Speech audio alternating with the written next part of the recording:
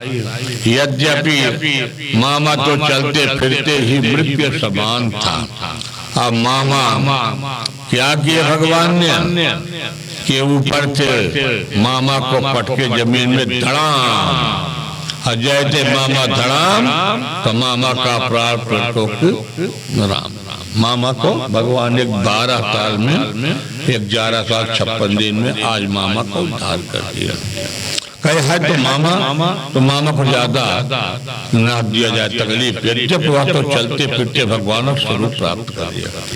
फिर कंक बंक जो भी भाई थे सभी दौड़ दौड़ के आए तो भगवान ने सबको यहाँ से विदाई कर दिए। इस तरह से भगवान के आज मामा का भी उद्धार किया। अब भगवान उद्धार करने के बाद अपने माता पिता को आते हैं, अभिवादन तिलक नित्यम विद्धोप सेविना। आज माता के चरणों को प्रणाम किया, पिता बच्चे जी के चरणों को प्रणाम किया और जितने भी सभी आगंतुक महानुभाव थे सभी को प्रणाम किया।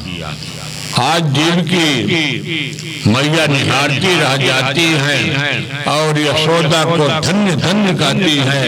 यशोदा आप बड़ी सौभाग्यशालिनी हैं, इसलिए कि आपने इन बालक को अपने स्तन को पान कराया और मैं ये नहीं कर पाई हूँ। इस तरह से यशोदा मैया को प्रणाम किया, कहा मैंने अपने पुत्र को इसलिए भेजा।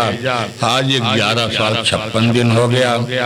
इसके बाद भगवान अपने मित्र मंडली को साफ उत्तर दे दिया कि सभी लोग वृंदावन लौट जाओ। भगवान ने कहा कि आज 3 दिन मथुरा मंडल में रहूंगा, इसके बाद मैं लौट आऊंगा। पर आज भगवान लौट करके नहीं गए। भगवान ने आज एक शब्द में नहीं कर दिया, सब कोई लौट जाओ। तब रोते बिलखते तमाम लौट गए। सुखदेव जी कहते राजन परीक्षित अब तभी ब्रजवासी आए हैं। आज भगवान का यज्ञोपवीत संस्कार हुआ और मामुन सांडिल्य मुन के द्वारा बढ़िया यज्ञोपवीत संस्कार हुआ और यज्ञोपवीत संस्कार होने के बाद आज भगवान को गुरुकुल में भेज देते पढ़ने के लिए। कहाँ भेजे? सांदीपन। जिस उज्जैन का नाम आज वर्तमान में है, इसका नाम पहले था अवंतिकापुरी। उस अवंतिकापुरी में कौन रहते थे? हमारे सांदीपन नाम के ऋषि। और सांदीपन ऋषि की आश्रम में गुरुकुल में जाकर के भगवान ने सारे विद्याओं को पढ़ा।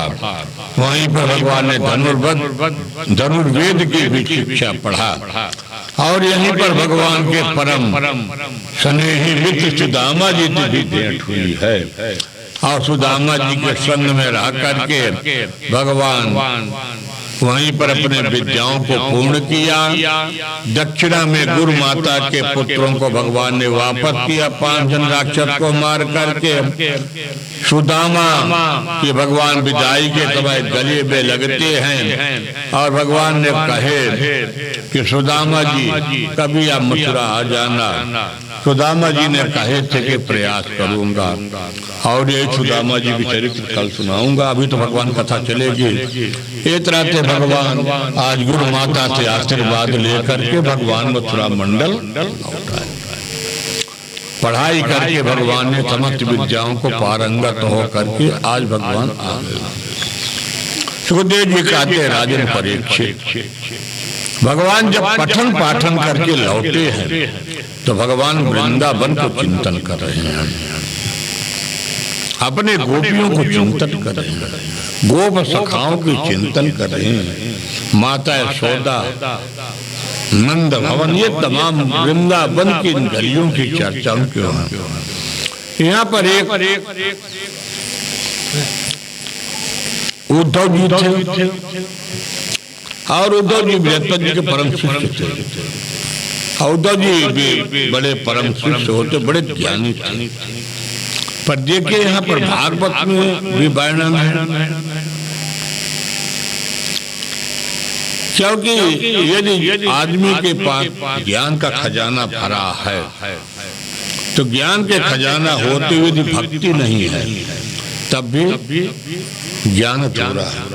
अब मान लीजिए भक्ति भी है, अब ज्ञान नहीं है तब भी अधूरा है, क्योंकि जीवन में दोनों होना चाहिए, ज्ञान और भक्ति। आज भगवान उद्धव महाराज जी को ज्ञानी तो बहुत है, भक्ति को नहीं मानते हैं। तो भक्ति कहाँ है?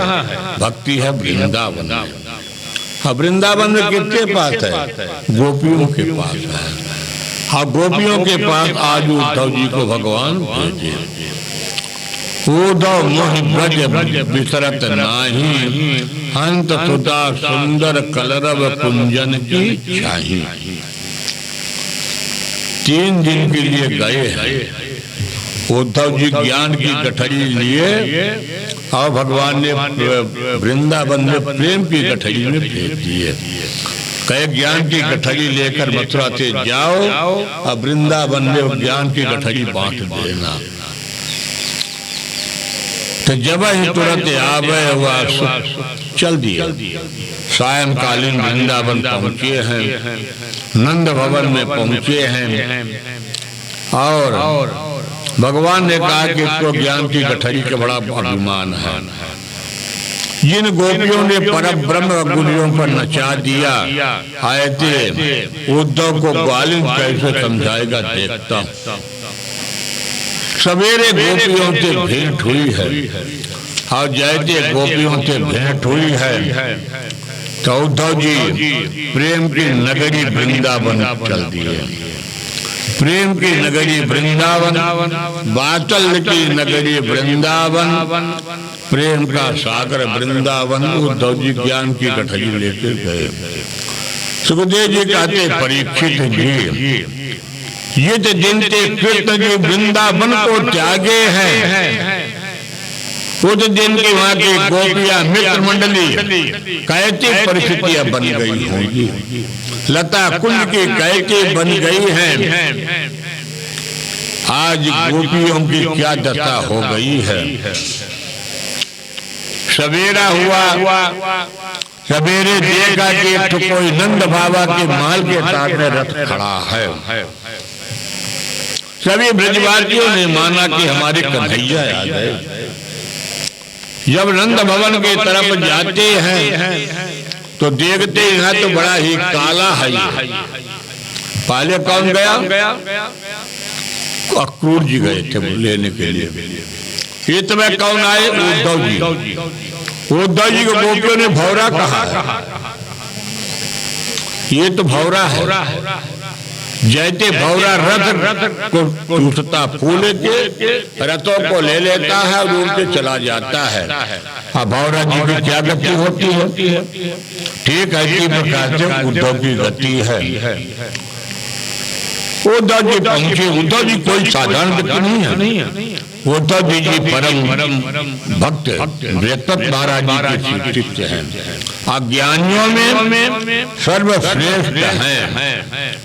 पर उद्धव जी आज यशोदा मैया के चरणों को प्रणाम किया और यशोदा के चरणों को प्रणाम करते हुए उद्धव जी अपने मस्तक पर चरणों को धूल को लेकर के अपने सिर में लगाया। माता ने अपना परिचय पूछा, तुम कौन हो?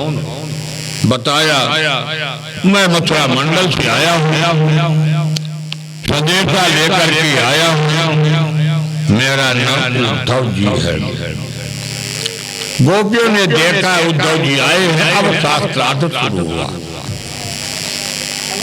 उद्धव जी की पहली गठरी तो खत्म गई। यशोदा मैया उन महलों को 85 चौक के दर्शन करके यहाँ पर आज यशोदा मैया ने उद्धव जी को दिखा दिया। धूल धरे तंग तोहत श्याम जुकैती बनी तिर चूरन चोटी। ये दिखा रहे हैं यशोदा मैया। हमारे कन्हैया का स्नान भोजन उलूखल बंधन खेलत कात फिरी अलना पर भैजन के बाजत पीर का छोटी तो छब कोरत कान बिलोकत भारत काम कलान कोटि। और एक दिन क्या हुआ कि मक्खन रोटी लेकर के भगवान जैसे चल रहे हैं तो कौवा आया, कौवा भगवान के हाथ से रोटी लेके चला गया। ये उद्धव जी को बता रही माँ यशोदा। कागे के भाग कहा कहिए हरि हाथ तिलयो माखन रोटी। आज भगवान के माखन रोटी भी लेके चले गए हैं। अब 50 चौके दर्शन करने के बाद गोपियों ने उद्धव जी को अब लेके चली हैं सुंदर यमुना के किनारे, और यमुना के किनारे लेकर के जाती हैं जहाँ पर उद्धव जी किशोरी का राधा रानी का दर्शन किए और राधा रानी जाकर के सूख जाती है, कांटा जैसे हो जाती है। वहां पर ललिता विशाखा ये तभी जितने भी लाडली हैं ये आज राधा रानी की सेवा करने के लिए तभी बैठी हैं। उद्धव महाराज जी राधा रानी के दर्शन करके अपने जीवन को धन्य धन्य किया। किशोरी जी को हाथ जोड़ करके कहा स्वप्ने पत्यंत्याकांतम धन्यजाता तकियोचिताम आत्माकं तु गति कांते गता निद्रा विभैरणी। किशोरी जी ने कहा मेरे प्राण वल्लभ जिस दिन से चले गए हैं उस दिन से मुझे निद्रा ही नहीं आई है, मेरी निद्रा भी लेके चले गए हैं। एक के बाद गोपियों ने लेकर के उनको वृंदावन के अनेक चीज को दिखाया है। आए थे आज भगवान को उपदेश देने के लिए और उद्धव जी को 7 महीने बीत गया। उद्धव जी आए थे 3 दिन के लिए, आज आया हूँ, कल रुकूंगा, उपदेश दूंगा, परसों पहुंच जाऊंगा वृंदावन से मथुरा। गोपियों को ज्ञान की गठरी लेके आए थे, अब यहाँ पर प्रेम की गठरी में उद्धव। गोपियों ने कहा कि उद्धव जी मेरे पास जब समय नहीं, 2 घंटे घंटे डुलाता बैठूं, मैं गृहस्थाश्रम में काम है। उद्धव मन सा रहे दत बीत, ये कहूँ तो गयो श्याम संगम के आराध ईश। इतना उद्धव जी को 7 महीना लगा। एक दिन भगवान ने स्वप्न दिया कि उद्धव जी 3 दिन के गठरी लेकर के गए थे, वहीं जब जाओगे क्या वृंदावन के प्रेम के नगरी में। आज प्रेम की गठरी लेकर के अब उद्धव जी विदाई ले रहे हैं और उद्धव जी पहुंचे हैं 7 महीने में।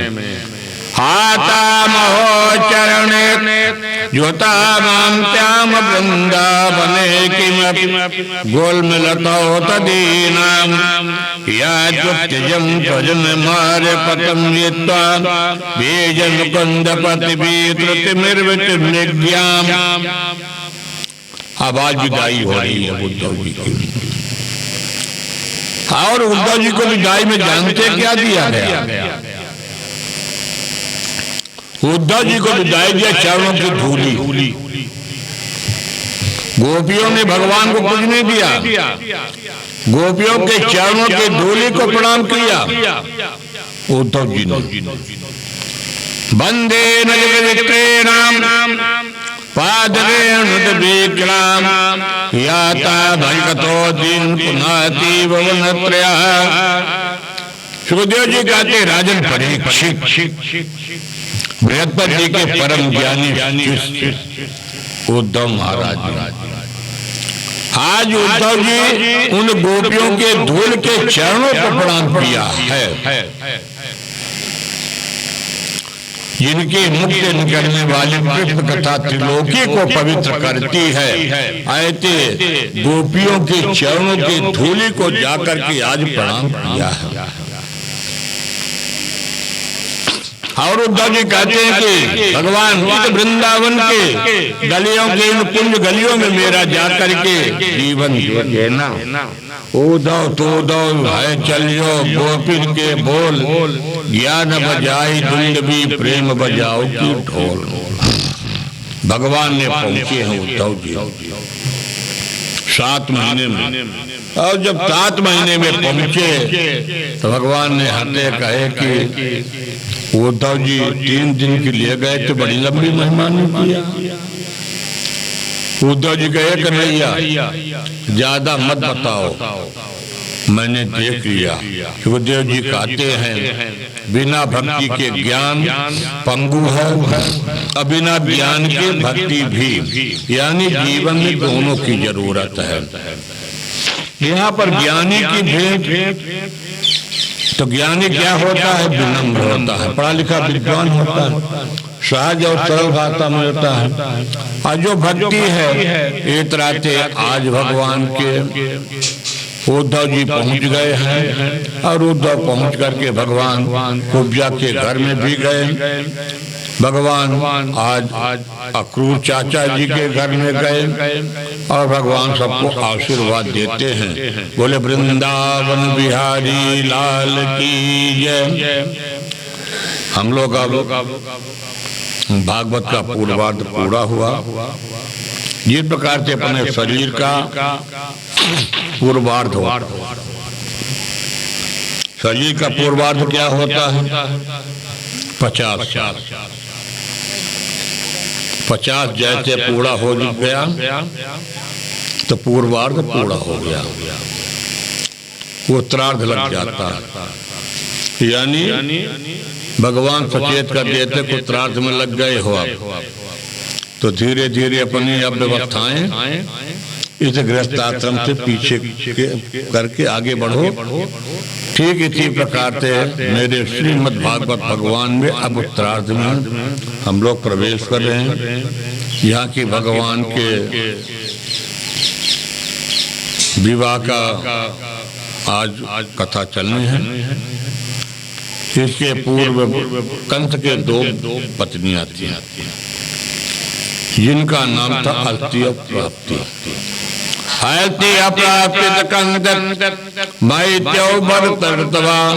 मृत्य भटे दुखार्ति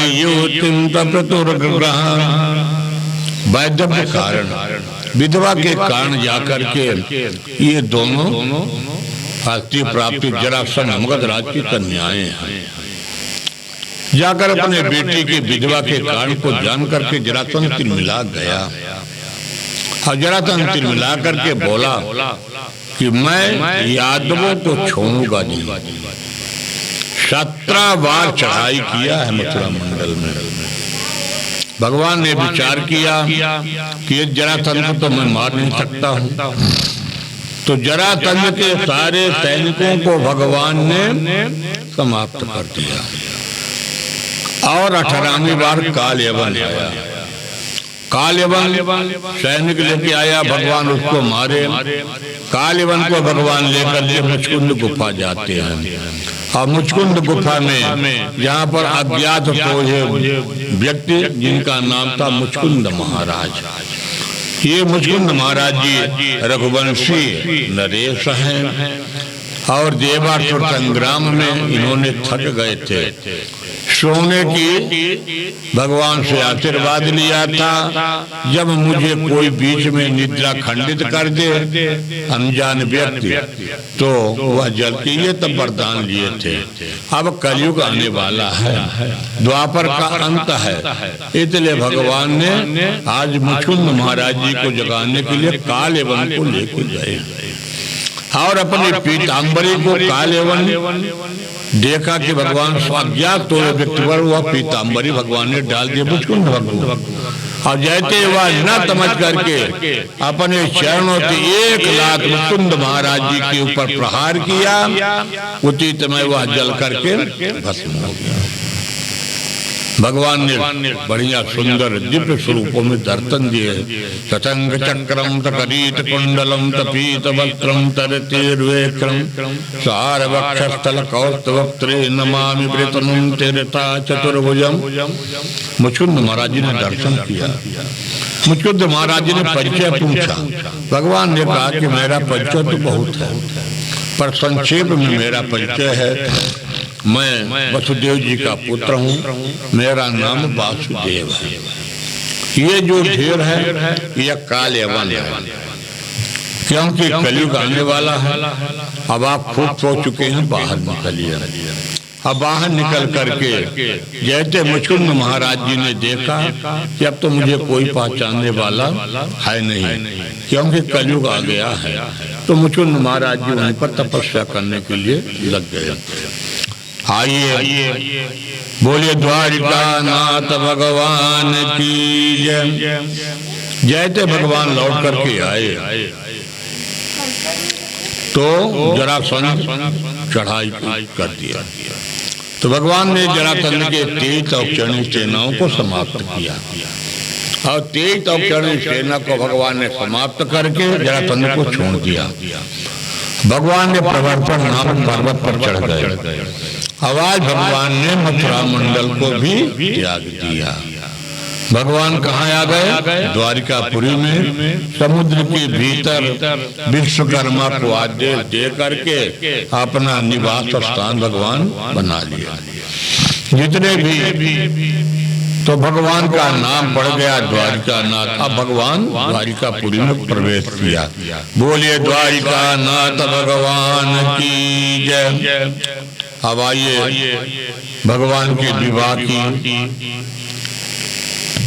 राजा के दबीत्म को नाम विदर्भादि बतिरमान तैत्य पंचा भवन पुत्र का कनकांचा भरान नाम। एक भीष्मक महाराज जी थे, और भीष्मक महाराज जी की 4 पुत्र थे, एक कन्या। वास्तव में कन्या भीष्मक महाराज जी की। एक बार भगवान भीष्मक महाराज जी तपस्या कन्या के लिए किए। जिसके घर में कन्या नहीं है उसका घर सुंदर नहीं। अब आजकल के लोग कन्या न चाहिए, एक तो लड़का चाहिए, एक लड़का हो। आने वाले समय में लोग नौकरी को भूल जाएंगे। लंबा परिवार नहीं होगा, अपने बंद बांधों को तो भूल जाएंगे, कौन है, कोई नहीं पहचानेगा। ये ऐतिथ्य बन रही। भीष्मक महाराज ने तपस्या किया, हाँ तपस्या करके एक कन्या को साक्षात लक्ष्मी को प्राप्त किया। महारानी को लाकर के दिए। महारानी ने बढ़िया भीष्मक महाराज जी जिसका नाम रखा रुक्मणी। हाँ रुक्मणी महारानी को भगवान ने खूब पढ़ाया लिखाया कन्या को। आवाज के वर्तमान में भी बेटियां टापो टाप पढ़ रही हैं। लड़कों को बैक गियर लगा के धक्का लगा के पढ़ाया जा रहा है। तो हमारे यहाँ सनातन की शिक्षा आज का नहीं अनादिकाल से है। हमारे यहाँ मात्र शक्ति एक नहीं है। जैसे शकुंतला, विद्योत्तमा, रुक्मिणी, सीता, हमारे यहाँ तो मात्र शक्ति कितनों की गिना दूं। हमारे यहाँ शिक्षा आज का नहीं अनादिकाल से चला आ रहा है। आयते महाराज जी भीष्म की अपनी बेटी को पढ़ाया। हाँ जब बेटी सयानी हो जाती है तब हर माता पिता का परम कर्तव्य होता है कि अपने वैभव के अनुसार अच्छे कुलीन खानदान में अपने बेटी का विवाह किया जाए। महाराज भीष्म जी अपने कन्या के विवाह के लिए जब लड़का बड़ा हो जाता तो एक परंपरा है कि लड़के को भी राज लेना चाहिए। भीष्म महाराज जी अपने लड़के से पूछा, रुक्मी से, कि बेटा तुम्हारी बहन बड़ी हो गई, पढ़ाई लिखाई पूरा हो गया, सियानी हो रही है और इसके विवाह के लिए एक लड़का देख लो। भगवान के रुक्मिणी का एक मित्र था, उसी को ढंग दीजिए, उसी पर पंचर ताकि जीव निकले। भगवान के वह देखा और एक बढ़िया लड़का चुन लिया, दमघोष शिशुपाल। शिशुपाल भी एक राजा था। शिशुपाल को पिताजी जाके बताया, पिताजी लड़का तय हो गया, शादी विवाह लग्न पत्रिका, बेटा कहाँ हुआ? अरे पिताजी आप सियाने आदमी बैठे रहिए, 2 दिन में सारी बातें। भैया इतना जल्दी? अरे जहाँ ऑर्डर देंगे, टेंट वाले को ऑर्डर दिए वो आ जाएगा, हलवाई को ऑर्डर देंगे वो भोजन बनाने वाला, निमंत्रण कार्ड देते अंतर में जहाँ पर तभी सूचना भिजवा देंगे, सब हो जाएगा 4 दिन में, कोई दिक्कत नहीं। कहे ठीक। पर यहाँ देखिए रुक्मिणी महारानी हमारे प्रभु के प्रति सुन चुकी थी। रुक्मिणी जी अपना विवाह भगवान द्वारिकाधीश से करना चाहती। जब रुक्मिणी महारानी को पता चला कि मेरा विवाह शिशुपाल से तय हो गया, रुक्मिणी महारानी बेचारी क्या कर सकती है। पर देखिए हमारे यहाँ 2 परंपराएं हैं। हमारे यहाँ 2 परंपराएं ये हैं, बाह्य और आंतरिक। आंतरिक व्यवस्था हमारे घर की मातृशक्ति बहुएं करती हैं, बेटियां करती हैं। अब कहीं छोटी ननद हो गई, अब भाभी बड़ी हो गई, ये हमारे शास्त्रों का प्रमाण है, उसको मातृत्व तुल्य दिया, माता का तुलना दिया गया। छोटी ननद है, बड़ी भाभी है, वहाँ पर माता का तुलना दिया गया है, क्योंकि छोटी ननद को जब आती है तो वह बड़े लाड प्यार से पालती हैं। रुक्मिणी महारानी ने जब देखा कि मेरा विवाह तो शिशुपाल से होने जा रहा है, रुक्मिणी महारानी ने अन्न जल को त्याग दिया। रुक्मिणी यानी रुक्मिणी की भाभी कहीं, रुक्मिणी जी क्या बात है? कहीं भाभी तबीयत खराब है, आज मैंने स्नान नहीं करूंगा। पर भाभी बड़ी होशियार है, कहती रुक्मिणी तुम उठो, मैं वचन देता हूं तुम स्नान करो और एक सुंदर पत्र बनाओ, किसके लिए? द्वारिकाधीश के लिए। तो भाभी क्या मेरा विवाह द्वारिकाधीश से करा देंगे? कितना सुंदर रुक्मिणी की भाभी कहती है क्यों नहीं? कहीं भाई, अरे कहीं भैया क्या जाने, क्योंकि आंतरिक व्यवस्था अपने घर की बहुएं बेटियां, हाँ पुरुष वर्ग का काम है बाहर, तो बाहर का व्यवस्था पुरुष वर्ग करेगा, अंदर की व्यवस्थाएं हमारी मातृशक्ति करेगी। रुक्मिणी महारानी ने स्नान किया और स्नान करने के बाद रुक्मिणी महारानी ने एक सुंदर नवधा भक्ति का पत्र लिखा। अब पत्र कितना सुंदर है, यहाँ 2 पक्ष आता है। एक पक्ष तो ये होता है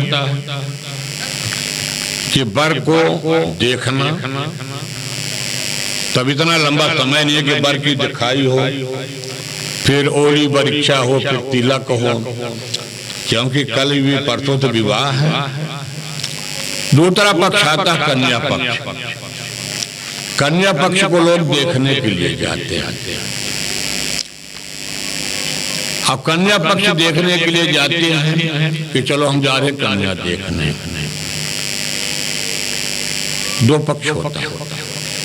अब यहाँ पर तो ये वो सुखदेव जी कहते राजन परीक्षित, न तो वर पक्ष देखने के लिए मौका है और न कन्या पक्ष देखने के लिए मौका है। रुक्मिणी महारानी ने वह सुंदर अपने पत्र के माध्यम से नवधा भक्ति अपने भी लिखती हैं कि लड़की में कौन कौन से गुण होना चाहिए, उस योग्य मानी जाती है। श्रुत्वा गुणान भुवन सुंदरम। रुक्मिणी जी लिखी है कि भगवान के रूप गुण को सुना तो हूँ पर नेत्रों से दर्शन नहीं किया हूँ।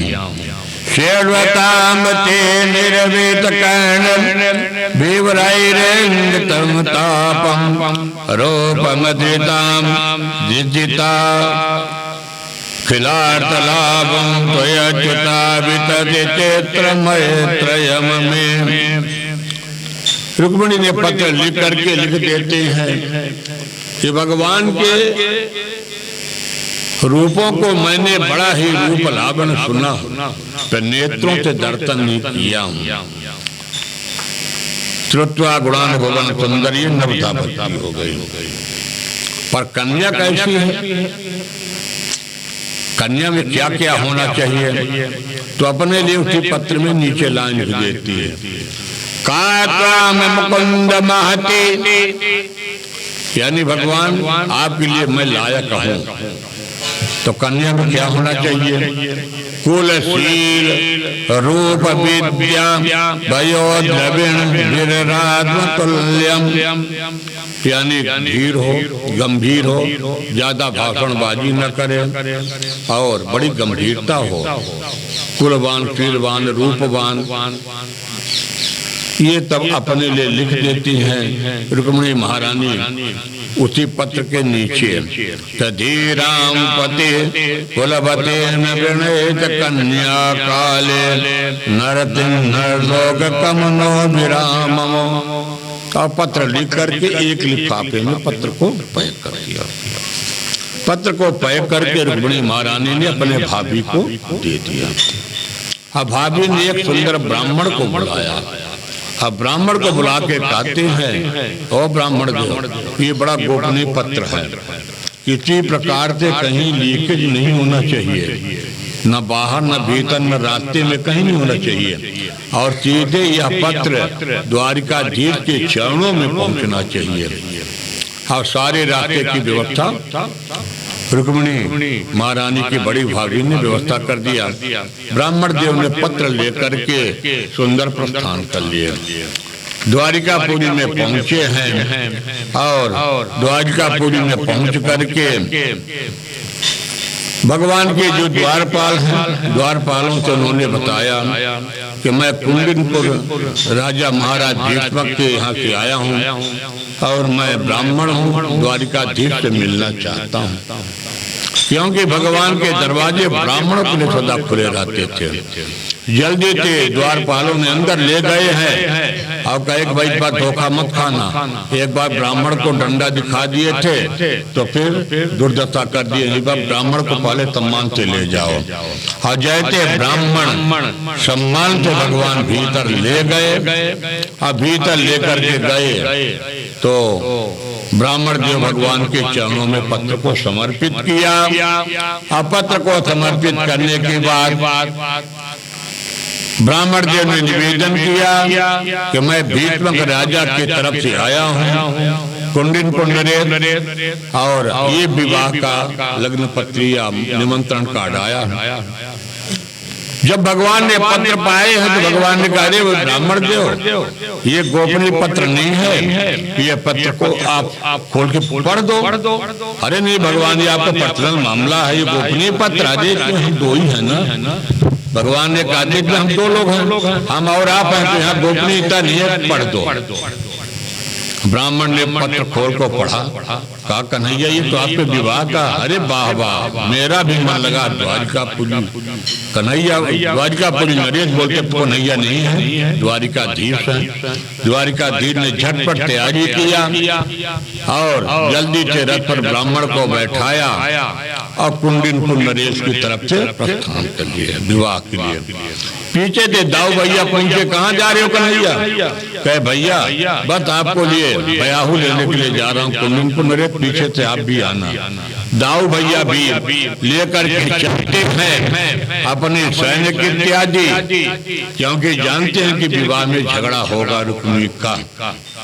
अब जैसे विवाह समय आया, सवेरे अभी तक ब्राह्मण का रता पता नहीं गया। रुक्मिणी को कोई समाचार नहीं मिला। हवा तो लगन में रुक्मिणी जी का विवाह होना, आज बढ़िया मुहूर्त है, पंडित जी बता रहे थे। रुक्मिणी की छटपटाहट बढ़ गई, बेचैनी बढ़ गई, बाहर भीतर।